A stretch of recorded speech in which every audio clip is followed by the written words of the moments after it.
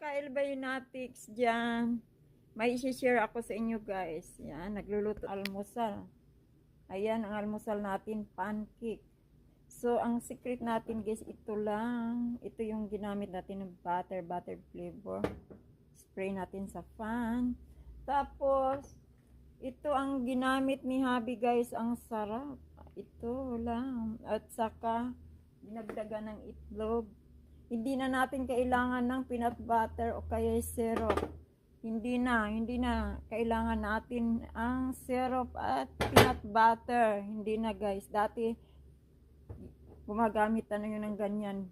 Plain na lang. Ganito na lang ang diretso na natin kinakain guys. Ang sarap pag ito ang gagamitin natin guys.